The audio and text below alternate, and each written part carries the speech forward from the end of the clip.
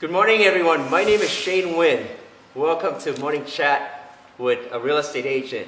Today, I have the true pleasure of introducing Ivan Sher, whose name is synonymous. I can't even pronounce that word. Synonymous. I said it close enough. It's good enough. With luxury real estate. His team have done more than $500 million sales in the last 2 years. Whoa, isn't that incredible numbers? What's make Ivan even more impressive, really cool person, is that he is so kind, so approachable, incredibly nice, down-to-earth being. Whoever works with him now or in the past, they have nothing but nice things to say about him.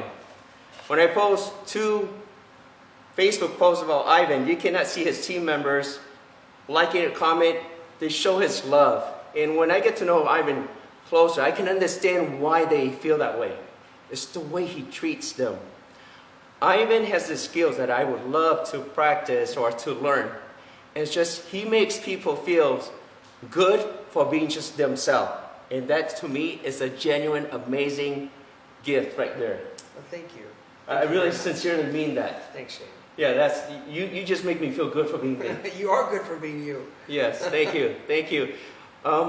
We're going to ask a question today and get to know more about Ivan. And a question on how to get into luxury real estate and how to be successful in luxury real estate. Ivan, I'd like to start out by asking, when did you start real estate? I love the story you shared the other day with your father involved. I love that story. Just can you share the same story? Yeah, of course. So thanks, Shane. I mean, everybody that knows you, whenever you make a comment, people understand, on Facebook or in real life how genuine and authentic you are. And, your authenticity is so true that people doubt it at first. It feels like it's fake, but there's nothing more real than who you are. So thank you for that. Thank you. Okay, so the reason why Shane wants me to tell this story is because it's proof that anybody can do this business. I was not a great student in university. I went because I thought that's what I was supposed to do. And toward the end of I went to University of Arizona in Tucson. And before I actually graduated, I turned to my dad like my sophomore, junior year. And I said, Dad, I have no clue what I'm going to do. I'm like, I'm not qualified to do anything. I love video games. I love doing anything but work, And he said, and we're sitting outside of our home in the Bay Area at the time. And he said to me, he said, well, Ivan, let's take a look at it. He goes, would you like to, what are your strengths? What are your strengths? I'm like, I don't know if I have any strengths. And he said, well, what about sales? He goes, you've sold things before. And in my mind, I'm thinking, I've sold to your friends. I've sold to people that have to buy. But I said, okay, sales. And, when it comes to sales, I've done everything. From Cutco knives. I did Cutco too. We all love that. That was a great product. Amway, multi-level marketing. I did Amway too. Yeah, we can now stand up in front of everybody and say that. And it was both were great experiences. And both helped shape me. I'm sure helped shape you. Yes. And my dad said, Ivan, he goes, so you're good at sales. I said, okay, Dad, I'm good at sales. He goes, and what are your strengths? What other strengths do you have? I said, I don't know. I said, maybe I'm a people person. He goes, you're definitely a people person. And so he said, so putting those two together, and I have to preface that I always respect my dad. He's a mentor and an icon and a bigger than life figure in my life and in many others. And he said, well, if you put those together, what can you do where you're a people person? Where you're good at sales, what can you do to make the most money and earn a living? I thought about it. I said, well, what about real estate? And he said, how about real estate? And that's how I got started in real estate. That's such a cool story. And when did you get your real estate license? I got my real estate license in the mid-90s. And at the time, the vision was that my wife, who's an interior designer, would decorate homes, and I would buy them and flip them. And this was in the San Francisco area. And that was one idea that actually ended up not happening that way. But I did get my real estate license in the mid-90s in Tucson. And my first year, I think I made, if you total all of my sales, maybe $7,000. 7. Maybe. That's before taxes And and then, expenses. how did you do in your second year? 12. 12. 12,000. In your third year? Third year, life got interesting. My third year, my wife and I had our first child.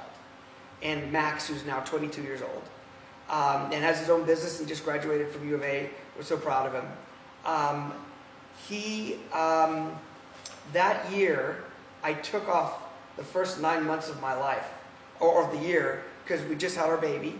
And literally, I remember Jen and I, Jen being my wife, sitting in the family room, just watching our son. And you heard me describe it. It's like big, massive bobblehead. Yeah. You know, and the neck that couldn't hold it up, and you know, and we just were relishing the experience of being a family and starting out and having our foundation and focusing on what was important. We soon found out that paying bills was important, so I had to figure something out quickly. But that was a big moment for me. When you did your third or your fourth year, did you join any team? Did you have a mentor at that time? So in Tucson at the time, there was a guy who recognized that I was a worker, meaning I would put my little Plantronics headset on. I'd get on the phone and I'd call, Julian, you'd be proud. I'd get on the phone and call for 5 hours a day.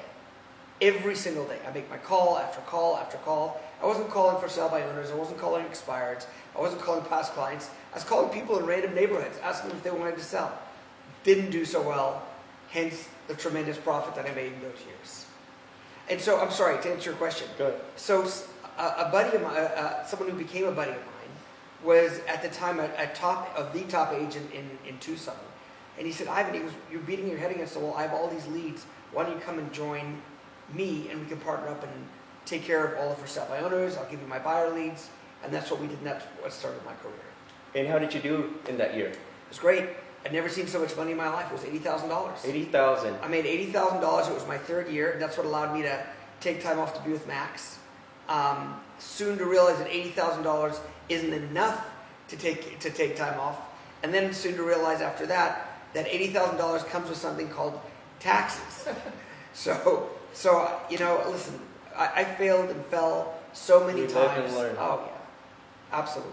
And then from Arizona, where did you move to? Obviously not in Vegas yet. No, not in Vegas. And you know, again, remember I told you my respect for my father, and he jumped in and saw that I was failing, and he encouraged me to move to San Diego, where my uncle was selling real estate. Right. And so, you know, me not really having an identity of my own at the time and not understanding how real estate worked, all I did was what my dad said or suggested. So we picked up my family. We moved to San Diego. I went to work under my uncle, Stanley Bear, at Prudential.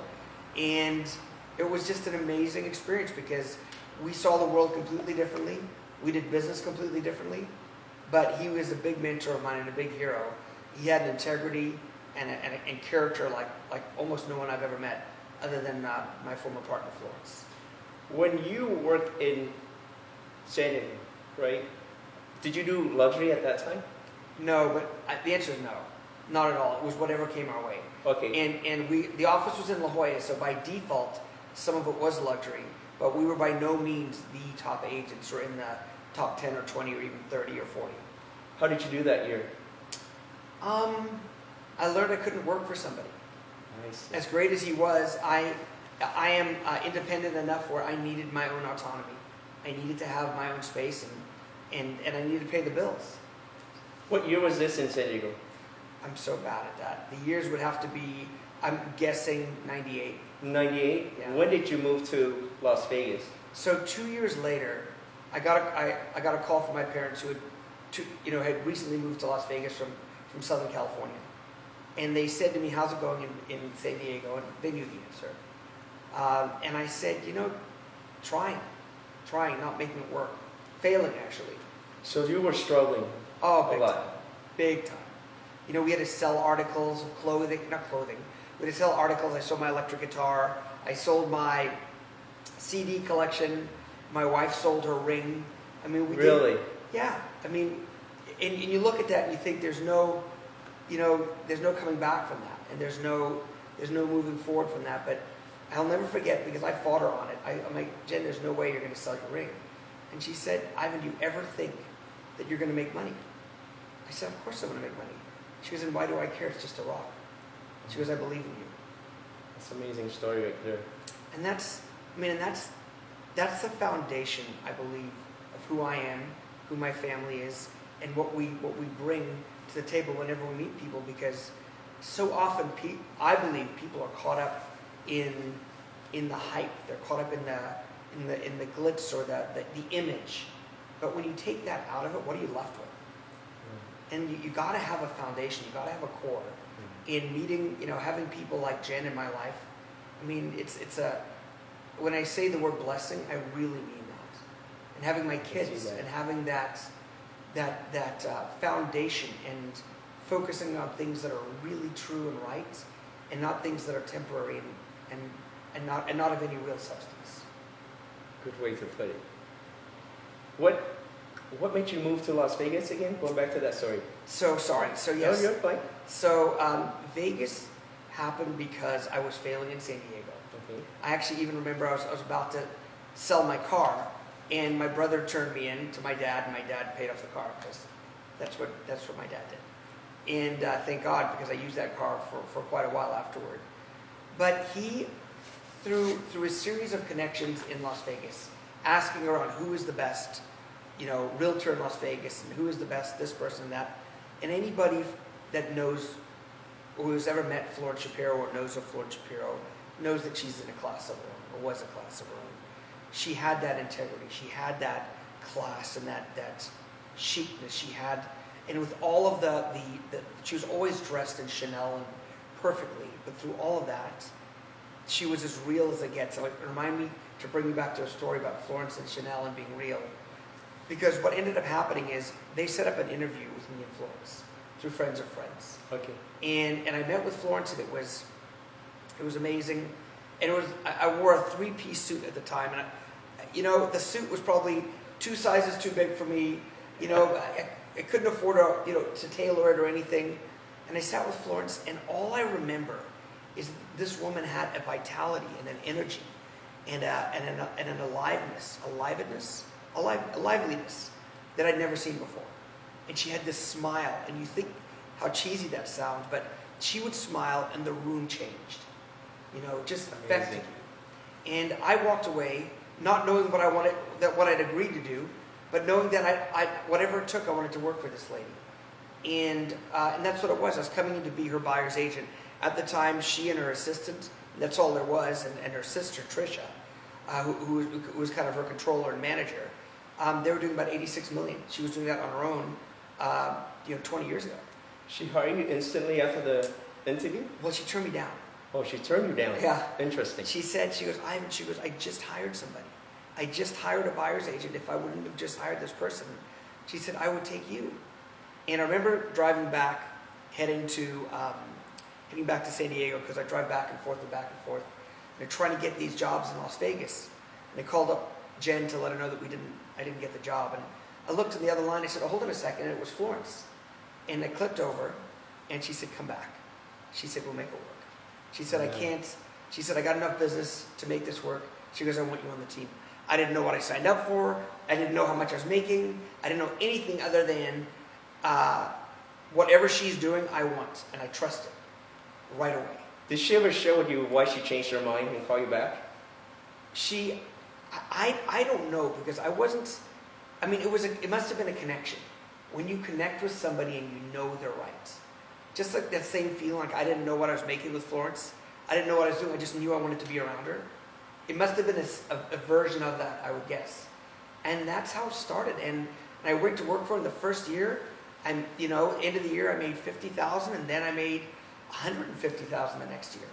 And I just didn't have no clue what to do with all that money, And it was exciting. And then each year kept on getting more and more and more and more. And if I'm to be 100% honest, my intention in working with Florence was not to be her buyer's agent. My intention was to learn what she does and go out and do it on my own. That was my goal. And the more I was with her, and the more money I started to make, and the more that I realized what goes into a real estate business and how much money she spent on creating business for me and for herself, and how little expenses I had, I thought, this is incredible. I can have all this money, have no expenses, and I can quench the entrepreneurial side of me by taking that money and investing in businesses and investing in other companies and doing things that I can watch grow. And that's how I started. That's amazing. Two quick questions. One question is that, go back, just one question. At what point did you go up to her and say, I want to be a partner? Or did that ever took place?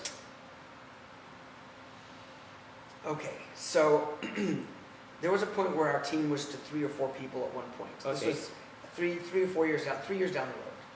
And it was me and another lady, the nicest lady, her name is Missy Matthias. And just the sweetest lady, and very kind. She spoke in an eloquent manner that she was so refined, and I'm so not. You know, I thought I didn't have a chance at ever. We kind of both were thinking about maybe at some point one of us would be a partner for Florence or something. Never brought up. Just kind of behind the scenes. And Missy came with me to San Diego one time on a business meeting that I had with a dear friend of mine, Pete Middleton in La Jolla. And we sat down and we kind of brainstormed about what's to come and about the real estate industry and technology and the market and growth. And Missy came back, and I have to give this to Missy. She came back to Florence and she said, Florence, she said, if you don't ask Ivan to be your partner, you're going to lose him. Which really wasn't the case then, because I was pretty set on what I was doing with her. But I ultimately wanted a partnership or something. And she backed away, and she let me take, and Florence came and offered me the partnership. And I couldn't say yes fast enough. Oh, that's incredible. Just an amazing lady. Both of them, actually. And that's when you started the team that year, which is, I believe I wrote it down in 2005. Shapiro and Sher. Shapiro and Sher Group. What a moment for me. You know, that was incredible. And I mean, the journey with Florence over with the exception of the last 3 years before then, 12, 13 years as her partner was life-changing. I mean, every day, I spoke to nobody more than I spoke to her. And when every morning we would talk, every night before the end of the day we would talk, during the day we'd go on listing appointments together, all those kind of things. The interesting thing, and I was telling my marketing director, Jasmine, this today, because we just left a listing appointment, and I explained to her, I said, when Florence passed away, she passed of cancer. When Florence passed away, my instant thought is that I'd be discovered. And what would be discovered is that I didn't have what it took to run the company. And there was a huge fear. A huge fear that all of Florence's clients would leave and find somebody else, that I was not qualified to be the person that she wanted me to be and that she believed that I was. And each year afterward, my confidence grew, my belief in myself grew, my belief in my team grew, until I reached a point, because it's only been 3 years since then, when I reached a point where I just understand and I know, and I get it. You know, it's a privilege to have been with her. It's beyond, and the team that she created. It's a privilege to take that to the next level. And I feel like we've done that in a number of different ways. I feel like she's smiling on what we've done. I mean, we definitely had some bumps in the road over the last year or two, but internally. But where we are now is so solid, so focused. We have such a great business, and I really, truly attribute it to the people that I have around me. Every day going into the office is what I want to do. It's a pleasure. My clients are a pleasure. Even when you have difficult clients, that's a pleasure. It's a privilege to have the ability to talk to somebody that I can work together with and try and maneuver a result that's a win-win for both. That's wonderful. That's amazing. I'm lost in your story, and I don't know what the next question to ask you. There's no questions. We're just talking. You mentioned about. I actually sat down with Ivan a couple of days ago. You mentioned about knowing your product and being the resource. Explain what you mean by that. You know, when I first started in real estate, and this goes to me not believing in myself or in my profession, I saw no value in what I did. Zero. I thought that people could sell the homes on their own, that realtors are just being paid to do nothing. So I was not a fan of me. You know, even though I was an up and happy person, I just didn't see value in what I offered. And what started to happen when I only developed that when I worked for Florence. And I saw how people with hundreds of millions and billions would turn to Florence and ask her for advice. I would watch that, and she was the resource. She had become the resource for these people, for herself. And then I realized, I'm like, you know what? All of a sudden I noticed, as I was doing business, that clients were turning to me and asking me information about the market and about housing and about, you know, is it a good time to buy? And next thing you know, I'm giving an opinion. And I'm like, I don't know if that's real or not, but I'm giving an opinion. Right. And that's when I got it. That every expert Right. that's out there is just giving an opinion. They're like I was. Some believe in their opinions more than others. They're all wrong or they're all right. It doesn't matter. But it gave me the confidence to all of a sudden start looking at what I was doing, giving an opinion. I realize now I've been selling for 2 or 3 years with Florence. I know more than 90% of the people out there, and I started to enjoy it. I saw the value. My clients trusted me. And to me that was epic. And that was then my foundation of the next level of my growth. I want to talk about your addiction. The other day you say being addicted to success. Yeah. So people ask me, and again, these are words that are coming through me, but they're really from my upbringing, from my dad, from my mom, from my family. But people ask me, do you love what you do? Do you love selling real estate? And of course I love what I do, but would I rather be on vacation or be with my kids or be with my family or doing something else? And the answer is, of course I would.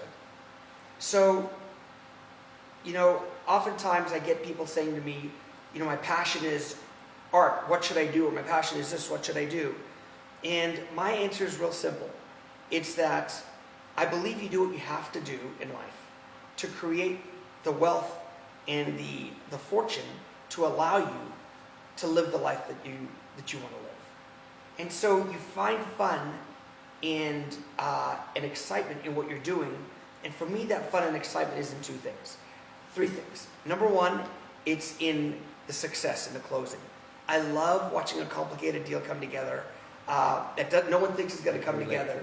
And then at the end it comes together and we all win. I love it. I love the negotiation. Me too. And I love the nuances that come with that. But it's the success is what I'm addicted to. The success being the end result of a sale, the end result of a vision, the end result of a business plan, and the actualization of that vision and business plan. I mean, it's so exciting to sit down and look at my business and say, okay, this is what we did last year. This is where, you know, this is what we did right, this is what we did wrong, this is what we can improve upon, and take a plan and say, okay, next year, this is what we're going to do. We're going to do this with our digital media. We're going to do this with our events for our clients. We're going to client appreciation this. We're going to all these things, and then looking at it at the end of the year and seeing how we've edged past people that maybe in that field or in that realm were competition at that time. So I love that, and that's the other thing is I thrive on competition, and I never knew that. But that's part of the fun for me. That's awesome. And this ties with what I'm going to ask you next. You mentioned you don't have to be the biggest, but you have to be the best. Yeah. And that was Florence's motto. She's like, I am not interested in being the biggest, ever. Nobody wants that. We want to be known as the best. The people that care, the people that are involved with their clients, the people that have the best results, that think outside of the box, that have marketing that nobody else has, that invest back in their company and invest back in their clients. And I'm proud to say I believe that we've accomplished that. That's amazing. Who's your mentor? Who do you turn to for advice? Such a great question, because Florence was my mentor, and she's gone. And when she passed away, not having that person to turn to every single minute of every day made me question every single decision. I have a handful of people that I have. My coach, my business coach, Ken Goodfellow, out of Toronto, is phenomenal. Mark Stark is amazing. When Florence passed away, Mark is the owner of the Berkshire Hathaway franchise. When Florence passed away, he jumped into my business. He knew that I knew nothing about running a company at the time. You know, I could sell, but running a company wasn't my skill set. And he helped me piece that together day after day after day after day. I have internal people within my company that help me on a daily basis, that help me. And the thing about my team that I'm so privileged for is that they really believe that it's bigger than them. They will do things far beyond the scope of their job just for the betterment of the big picture. And I keep using the word privilege, but it's a privilege. Jen has always been someone that I turn to and a mentor for me in life. There's a handful of people that I will talk to privately and ask questions. And of course my dad. And my dad on a business level and a moral level, I'll always turn to him. Yes, that's awesome. Thank you. I would like to know, what is your typical week look like? Yeah. What does it look like? Yeah. Typical week. I love that. Typical week. So I find I'm at my best when my mornings are dealing with client follow-up, client production, and when I mean production, I mean producing business. So I'll start. Let me walk you through a day. Okay. Let's do the day. Where am I? Day. Where am I at 8:30 in the morning every day? Einstein Bagel. Einstein's Bagel. That's right. And that's not just because I'm Jewish. Einstein's Bagel it just happens to be my happy place, right? So it started because at 8:30 in the morning, when I go to my office, I'd be bombarded with things in the office. So I never got to do what I needed to do to generate business. So between 8:30 and 9:30, or 8:30 and 9:15, I'm at Einstein's. I'm there. I eat for literally 30 seconds, and then it's me, Austin. I'm sure everybody knows Austin. Daniel sometimes, my assistant Christine, and Pam. And we sit down, and they round robin me. Did you do this? Did you do that? Did you do this? Did you do that? How many times did you call that person? What's happened over here? And it focuses me, gets my day started. Then from 9:30 till 11:30, I'm making calls outside of follow-up. 9:30 to 11:30 is following up with my clients, following up with past clients. And I'm sorry, at that 8:30 to 9:30 as well, is also dealing with offers and counter offers and things like that.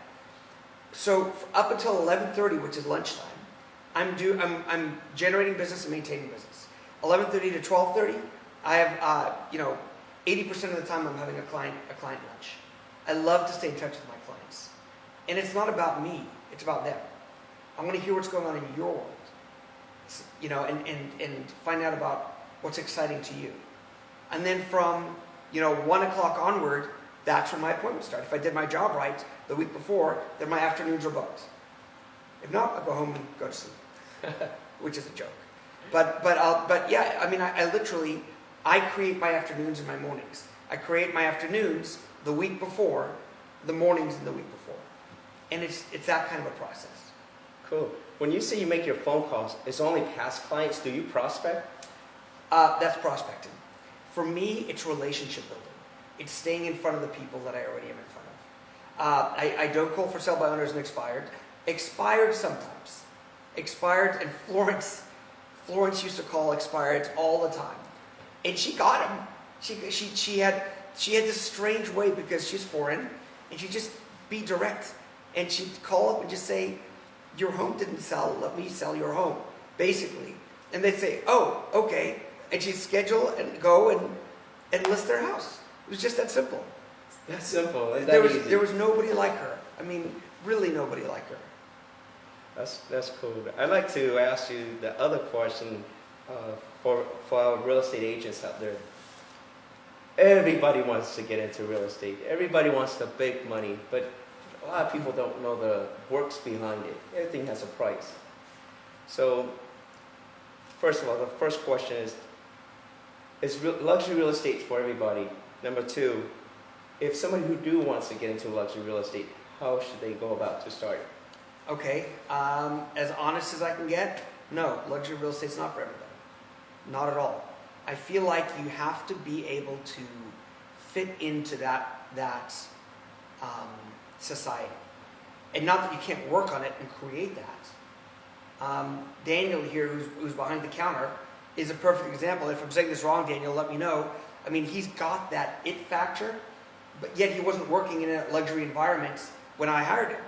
He was working in a completely different environment, but he had it. And so it didn't take him long at all to pick it up and go, that's it. And now he's soaring.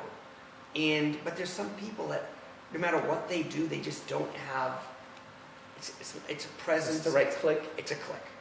It's that. And that's okay, because luxury real estate is not the only way to make money in real estate. I agree. You know, so many times people look at, oh, Ivan, you did 300 million or 270 million, whatever it is. Those numbers mean nothing if it cost me all my money to make that money. Right. So there are people that I know of that made far less money than I did, gross, outside of Las Vegas. These are the people that I speak to, and they're definitely on my level of net income because they're smarter in business, they're more profitable in how they run things, and they just have a different skill set. So there's definitely great ways to, and they don't sell multi-million-dollar homes, they sell $200,000 homes. And they're as successful, arguably more successful than I am, because they're smarter in business. Good. So those who can click in this realm of luxury real estate, what should they start? Where should they start? What should they do? Well, what I find is unless you have your own sphere of influence already, you should start with the team. You should, find some top teams in the area, whether they're luxury or not, or luxury preferred, and join the team and watch them and see if you like first of all, see if you like their business model. Secondly, see if you like their corporate culture.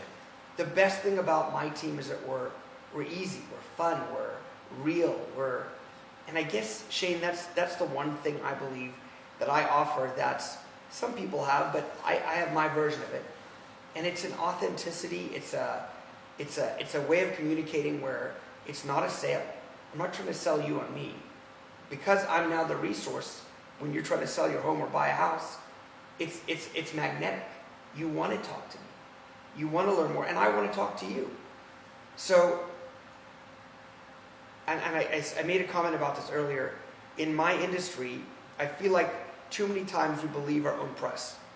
When we create our own press and we write it, and we think we're the suit or the shoes or the car or the Chanel or whatever it is, and we're not. We're not at all. We're regular people. And as soon as you realize that you're a regular person, your business will grow. Because people will identify with you. People will connect with you. And people will want to be around you, as opposed to you wanting them to want to be around you. I'd like to ask you, what are the do's and the don'ts in luxury real estate? Or if that's a good question at all. It's a great question. I only bring it back to just, and I know I'm being repetitive, you have to be real. Some people being real is the suit. Other people, the suit is because they're afraid of who they really are. And they don't want people to see who they are. You have to be real. You have to be yourself. Don'ts. I got a Florence story for you, don'ts. So I got a few of these, so it depends upon how much time we have, but... Oh, we have time. So, obviously Florence was my mentor for so many years. And when I just moved to Las Vegas, I was 30 years old. I just turned 50 last month. And so I was 30 years old. And very early on in my career with Florence, obviously being entrepreneurial, being excited about the money and luxury, I was approached with a really fantastic business opportunity relating to real estate. But it was in the gray, and I saw the gray as an opportunity to overcome. And Florence looks at me and she says, in the way only Florence can do, she looks at me and says, Ivan, do you want to know the best deal I ever did? And I said, oh God, yeah, please. She goes, no, the very best. The best deal that I ever did. I said, yeah. She goes, it's the one I passed on. The one that she passed on and didn't do, that everybody thought she should do, because it was in the gray. And you have one chance to create a reputation, to create a brand, to be identified as authentic or not. And if you compromise your integrity, one time, you're gone.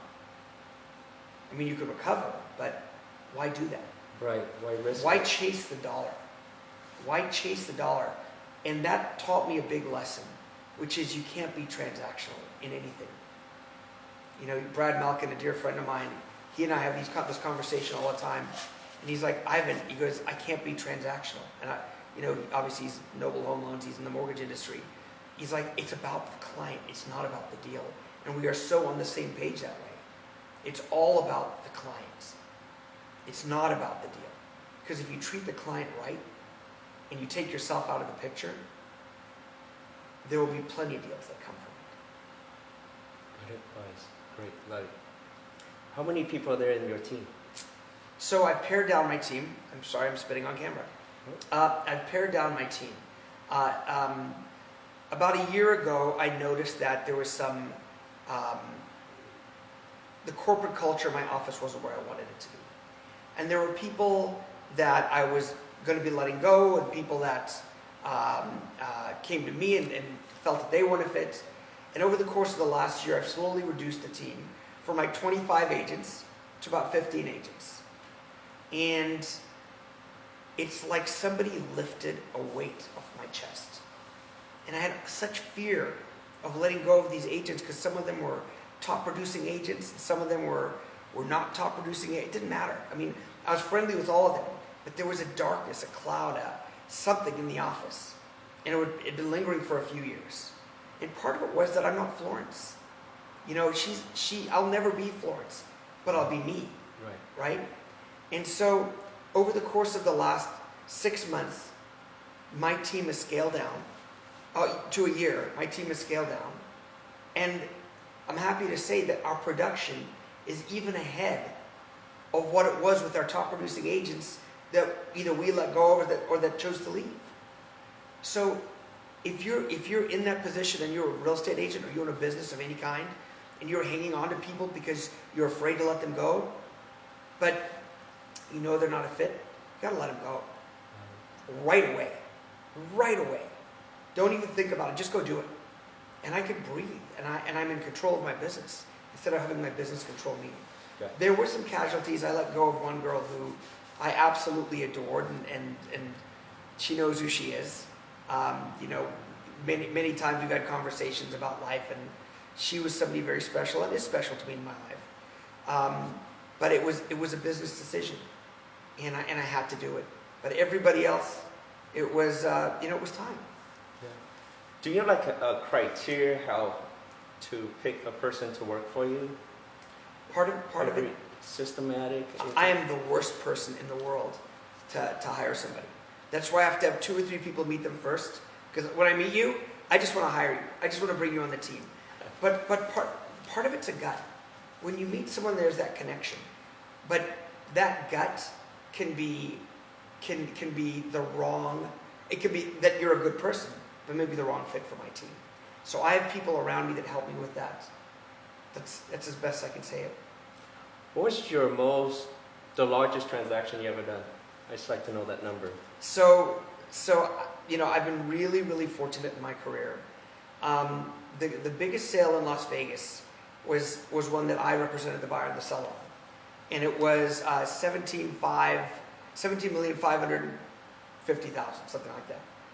The sale before then was $17,300,000 and something. And I believe that was Florence and my sale as well, 15 years ago, 10, 15 years ago. The sale before that just happened up at Spanish Heights, and it was a great sale, great people involved. And the sale before that, I think there's a couple of them that were done at the property. One just happened last year for $13 million. And then there was several in the 11s, which I was involved in on those, and some 8s and 7s. And so I've been very fortunate. Wonderful. How many listings do you have right now? 72. 72. The whole team? Yeah, the whole team combined. Most of the listings over, call it $1.5 million, are going to be mine. I'd say 90% of them are going to be mine. Yes. But I really have a great synergy, and I encourage my team members to list homes, to sell homes. I work with them. We work together in a partnership, in a true partnership, and it really works well. I'm so proud of the team that I have. Do you offer coaching to your workers, your agents, or do you do coaching? It's a great question. I don't, but I'd like to. This year has been so crazy we just moved offices, all sorts of things. We had coaching in mind, but it didn't take off. But by end of this year, beginning of next year, there will be coaching that we do and accountability that we do starting next year. What's going on in the luxury real estate market right now? It's on fire. It's on fire? It's on fire, and it ebbs and flows. The summer was a little quieter, but right now it's on fire. I mean, I'm seeing so many out-of-state buyers calling up, flying in, wanting to purchase homes north of $5 and $10 million, and trying to get away from state income tax, trying to get away from bad weather, trying to get into newer areas like Las Vegas. It's really a market that's opened up like I've never seen it, and it's amazing. How long do you think that will last? Well, supposedly we're in a recession, so we're doing okay. In a recession is coming. If we're not there, it'll happen, but it's not going to impact us. Very little, barely impact us. We may have to work a little bit harder, but you can still do better than you did last year, and the year before, and the year before, and we intend to. You know, disruptors has very strong effects on the lower ends. Does it have any effect at all in the luxury world? What kind of disruptors? We call them iBuyers, technologies. No, not yet. But I think anybody that believes that their industry is impervious to technology and forward thinking and an evolution, they better quit. Everybody's business will change 10 years from now. 100%, right? Yeah. Or less. I see technology is taking over fast. Yeah. Very fast. But there's ways to capitalize on that as well. They don't need to, just because something else comes in that's a different version of who we are, doesn't mean there's not an opportunity to make that model or a version of that model work, whereas the model that you had may no longer be the appropriate way to go about it. Right. Good. I mean, look at Anthony Knight. Yes. I mean, he's killing it. He's another great guy. Hi, Anthony. See, what other question do I have? Obviously, you do daily meetings. Do you do weekly meetings? With the team. With the team? Every Tuesday morning, we'll sit down. We'll look at, we'll celebrate each other's closed transactions, open escrows, new listings. We'll have wants and needs. We'll have questions. We'll talk about the market. We'll feature some of our private listings because not all of our homes are in the MLS or you can find on Zillow. We have a select group of homes that we keep off the market intentionally, and it's kind of like an exclusive little club thing. And we go over those, and then we all go on caravan and look at the new homes of the week. And usually that's between 4 or 5 listings a week that we take. Oh, okay. That's really cool. Let me see, what else should I ask you? Sometimes more. What is this is an interesting question. What is your monthly marketing budget? What number are we looking at? I tell you, but I'd have to kill you. We spend a lot on marketing, Shane. We spend... Can I guess? $100,000 a month? You can guess. You can guess. I cannot confirm nor deny, but I'll tell you that I can tell you that to run the business that we have is significant 7 figures. Wow. Yeah. And when I say significant, that's blown out of proportion, but it's a 7-figure number. And that's okay. We do the business to take care of that and then some. It costs money to make money. It does, and it's, again, I'm happy to do it. What makes you happy? Great question. Bubbles, sparkle, no. I I love traveling. I love family. I love playing guitar. I love being with friends. I love great movies. I love great movies. Concerts. I love great concerts. Just saw Dave Matthews a while back, and that was one of the greatest concerts I've ever experienced. Dave Matthews, a great man. Just amazing. And because I like music, his whole team or group of players, they're all accomplished musicians. They jam back and forth, and that was fun. Paul McCartney was amazing. I love downtime, but I love working. I can't see a time where I won't work in some capacity. I love creating. I gotta say this right. I love not just building a better mousetrap, but I love coming up with something that's where you no longer need the mousetrap. I love thinking outside of the box, realizing that you didn't need the box to begin with. Oh, that's good. It's the creativity. That's the part that excites me the most. What makes you sad? Sad clowns. No. Things that make me sad. Small-mindedness.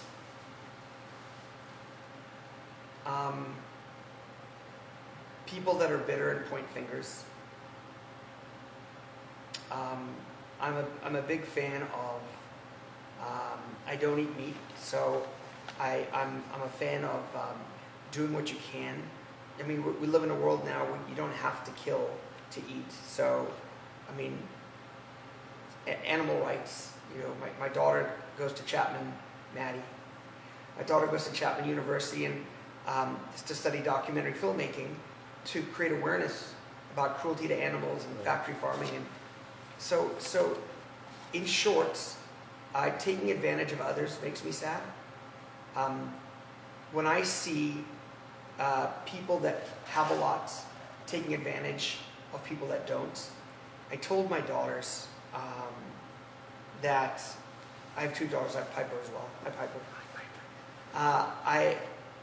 I told my daughters that the way that they can tell that they have a good guy, if they're on a date, is how he treats the waiter. If he's such a big deal that he has to dismiss people that are just trying to work, then he's not the right guy. Good advice. I'm going to take that advice and tell my daughter. Yeah. Can you tell me your last 3 books you read? We're gonna have to go audiobook because I've got too much ADD to read, even though there's no excuse for not enough time, I'm going to use it. I have to think of them. Okay. They were about. I finished my last one about 2 months ago, and it was. Daniel, do you remember the one the spiritual book I read that was so great? Well, obviously, The One Thing by Gary Keller is just an incredible book. I read that one probably a year ago. What was that book? The One Thing. Yes. By Gary Keller. Yes. Then there was. It'll hit me in a second. It was such a power. Something about the untethered soul. The Untethered Soul is an incredible book. It's a great book. It brings attention to,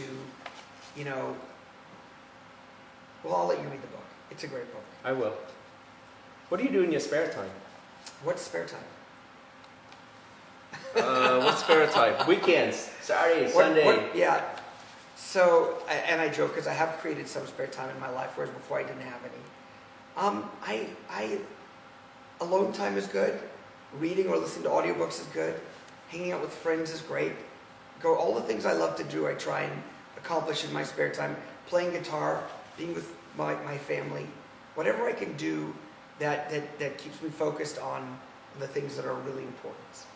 I know that you do charity work and you don't talk about much. I don't see, but I know you do. I do talk to other people. What are some of the charity works you did?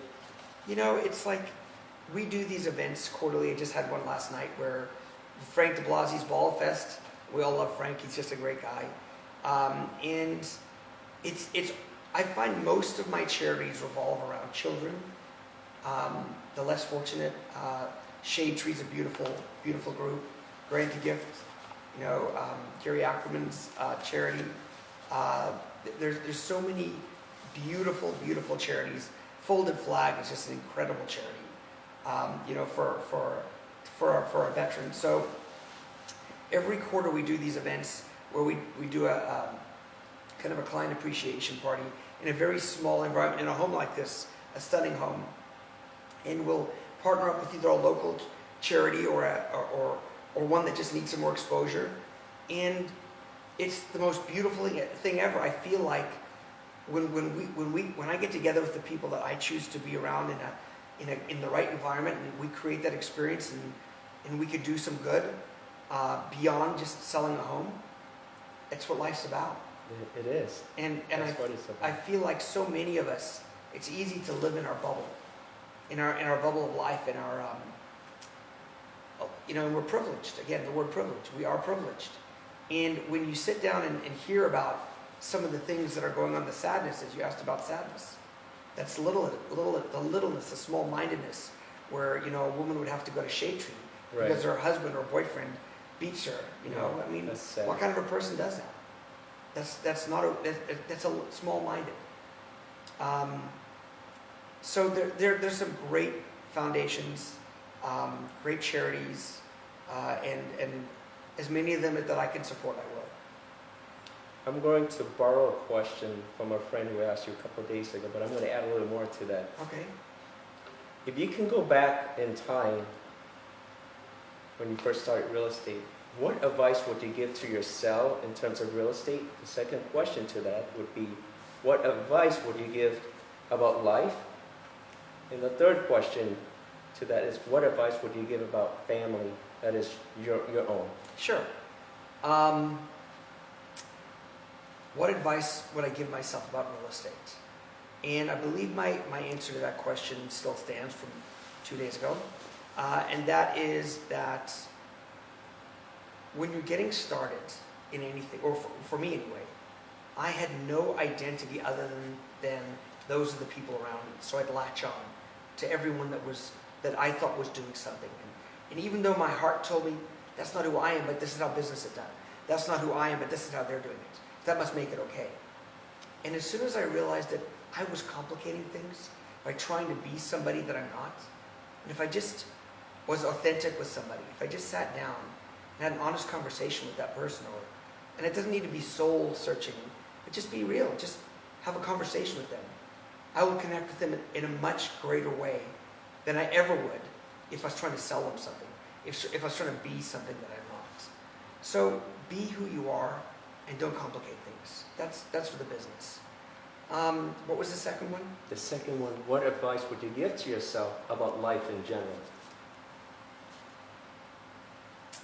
About life in general, I would say that knowing what you know right now, what advice would you tell yourself? I would say, and I have what I'm trying to say, I just need to formulate it. I would say that you're not just on the journey alone. There are people around you that are as important and more important than you are, and don't take your eyes off of them, because they're the reason you're doing what you're doing. So that's what I would say. That's great advice. How about the last one? My What family. advice would you give to yourself about your family or family in general? Family's everything. There's nothing more important in the whole world, and that's the advice I give. And always keep that first, top of mind, first and foremost. I guess that's it. That's what I would say. I would say just be aware of, listen, in real estate we can work 1,000 hours and not even know it. And think that we're the king or queen, and then our family's in the background. They're never in the background. They should never be in the background. Right. They should be in the foreground of everything we do. When I met you, when we did that transaction, I noticed one thing about you that got my attention. You put work around your family time. Yeah. And that's an honorable thing to do. I see what you do for your daughter, your son. You put them in your schedule and you schedule around it. That's amazing. Thank you. And it's something I work on all the time. I've failed at it miserably in the past, and I'm working to bring that back. Yeah, that's good. Thank you. That's good. You know, thank you for your time. This video is truly inspiring. Thanks, Shane. It's a huge motivation for many people out there. And as you can see, people know that you are real because everybody see you as luxury. Yeah. And in everybody's eyes, they think, you just went straight to luxury and became successful. It was a rough road. It was a very rough road. It's obviously a rough road for all of us who starts out. And what I learned from you is that don't give up. Right. Do not give up. And decide what you want. What I'm getting from this video is decide what you want. And there's a price for it. Pay that price and be consistent every day. Absolutely. Absolutely. And it's okay. It's okay if you make mistakes. Mistakes, in fact, if you're not making mistakes, you're doing something wrong. Because you're using the wrong lens to look at what you're doing. You have to make mistakes. The mistakes that I make, when I go on a listing appointment and I don't get it, it's more helpful to me when I don't get a listing than when I do. If you were the client, I would call you up afterward and say, I'd ask, we talk about it. You'd say, no, I'm sorry, I'm giving it to Daniel over here. Daniel's going to get the listing. I'll say, Shane, Daniel's the best guy. I won't talk badly about people. I said, Daniel is a great guy. I think you're going to be really happy. And I'll say, but Shane, do me a favor. I always like to improve on who I am and what I'm doing and how I can help people. What did Daniel do that you like more than what I did? What can I do differently to earn people's trust in the future? And every time I'll walk away. Sometimes I'll learn, because not everybody has the same philosophy as me. Sometimes I'll learn, no, well, Daniel, I've learned that, the way you do business isn't the way I do business from other realtors that I've spoken to. But then I'll know what people are saying about me, and I'll know how to handle it in the next conversation. Great. Great advice. So it looks like we're finished our video. That's pretty amazing. Yes. I'd like to say something real quick about this video. Please, I may not ask all the questions because I probably want to ask more questions, really, and I don't remember it all. And if you have any question, if it's okay, if our audience can just put in the comment and ask question, and Ivan will answer it to you later. Please share this videos because I'm not friends with everybody in town. Let other agents and other people see how amazing Ivan is. No. Can I add one thing to that, Shane, before you finish? Go ahead. I'm going to add one thing. I've done so many things wrong. I have failed so many times, but that's why I can stand here. It's because I didn't quit, and because I kept going, and because I believe I've learned so much through my failures. So if you're in that spot where you're like, God, I just can't get this thing to work, and it's part of it. Reevaluate, look at what you're doing through a different lens, and I promise you'll find the next step. That's awesome. What I'm trying to say is that you can help to inspire other agents, other people who wants to get into this field. And by watching this tape, it is a tough journey, but it's possible. Thank you for your time, and thank you for doing this video. Thanks, buddy. Thank you so much. I was so excited to this video. No, let me take that back. I was like super excited, elated to do this video. It's like I love it. Too. Everything about it was great. Thank you so much. Thank you. See you guys later.